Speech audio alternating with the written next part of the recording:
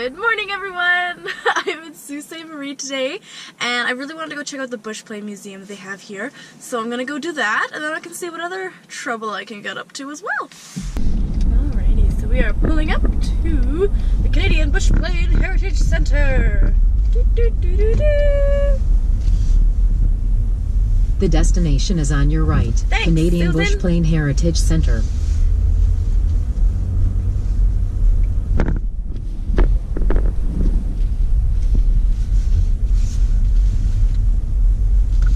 We made it inside of the museum, and there appears to be a 3D film at 12:30, so I'm definitely going to do that.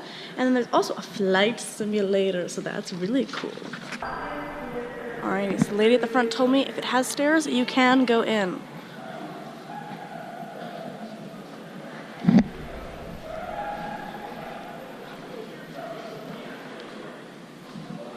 Oh, this is cool.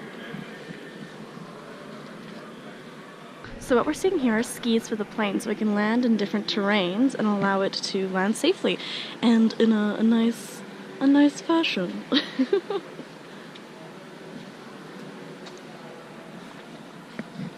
Ooh, this one says friendship. I like that plane.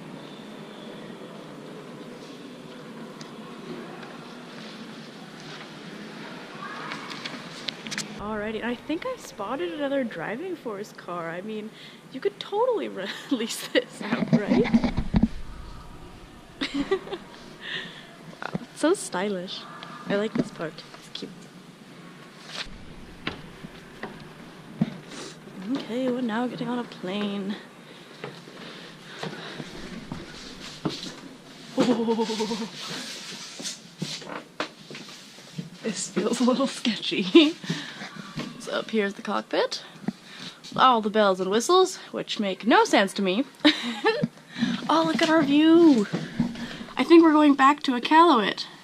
Bye! What you're looking at here is an old gas pump. And you're probably wondering, whoa, why is it clear at the top? Well, I can tell you. When the gasoline was pumped into clear glass at the tops, the customer and service station attendant could see how much gas was dispensed. So unlike now where we have a fancy machine which will tell us our exact amount, they followed the lines so that you can see to see how much you owed.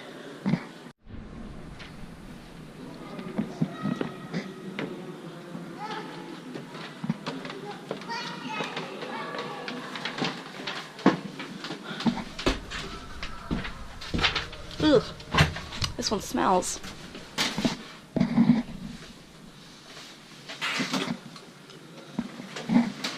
The museum actually has an area totally devoted to wildfires and firefighting, which I think is really cool because it really demonstrates the purpose and the modernization of the bush plane.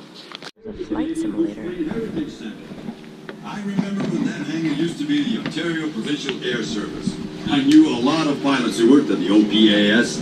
Back then, planes were coming and going, a real hub of activity.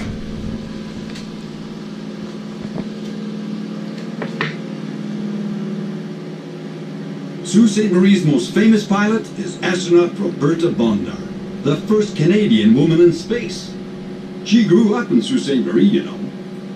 You see that big tent up ahead? That's Roberta Bondar Pavilion. And that tall brick building over there is Roberta Bondar Place. As you can tell, we're pretty proud of her.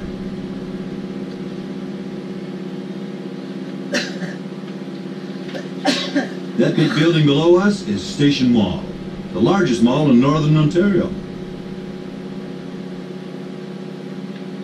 At the far end of Station Mall is the Agava Canyon Train Tour Depot. And just across the street, Casino Sault Ste. Marie. That building with the green roof, over there. Maybe you can try your luck later. You see where all the traffic merges? That's the access route to the International Bridge. The bridge joins Ontario to Michigan.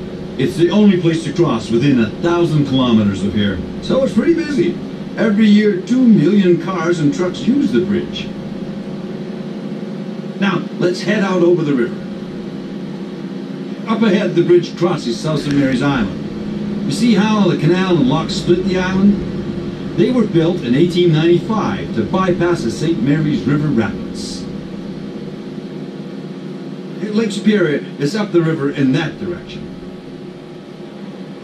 Let's head back and take a look at the Sault locks. I'll bring us around. That's Sault Ste. Marie, Michigan, just up ahead there.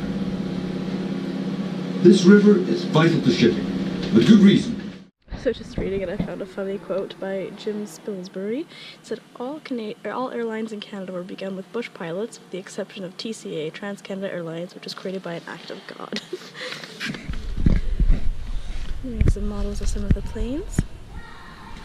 The early airlines. This plane here, the Canadair, was specifically made to be a water bombing plane, so let's go take a peek inside.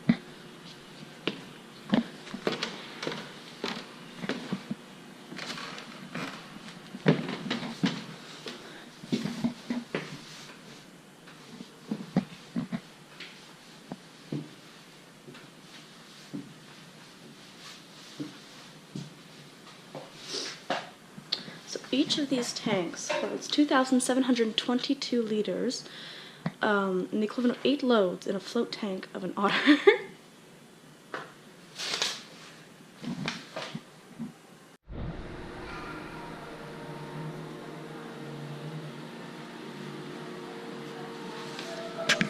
So I guess there are 2 methods that they are sharing here to attacking a forest fire: direct attack and indirect attack. So direct attack, as we see, these photos here, is depending on the fire size and intensity, it may be extinguished by direct attack, where action is taken at the burning edge of the fire with hand tools and or water supplied by power pumps, water bombers, and heli bucketing. Now over here, indirect attack. If the fire is too hot to approach or moving too quickly, the other method of suppression is indirect attack. This method removes the fuel in front of the fire by burning either on the ground using a handheld drip torch or from the air using a heli torch slung beneath a helicopter. So it's really cool how we've discovered these methods. So we have different exhibits here talking about types of fires and fire suppression with planes. And in about, I believe, 10 minutes, I'll be able to watch the 3D movie about bush planes and fire suppression. So that should be really interesting. Alrighty, so I just finished up at the Aviation Museum. Really cool.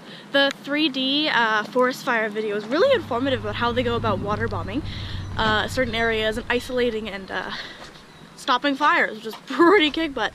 And it was really cool. And now the lady there recommended a place called Muyo's for me to check out for food. She said local kind of fare, not too fancy, but it'll do the job, and that's exactly what I need.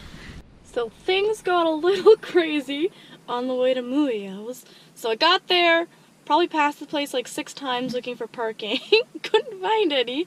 So I switched plans, I just drove around, and then I punched something into my GPS, and now I'm at this slightly sketchy looking motel that says it has pizza.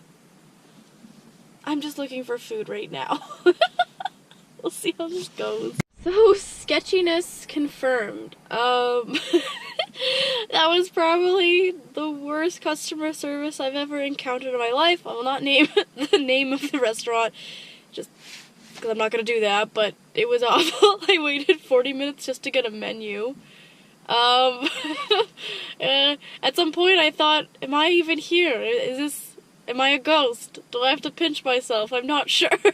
It's been an interesting day. A little strange weather, so maybe it's bringing out the strangeness in some people. I'm not sure. But let's find out what else we can do.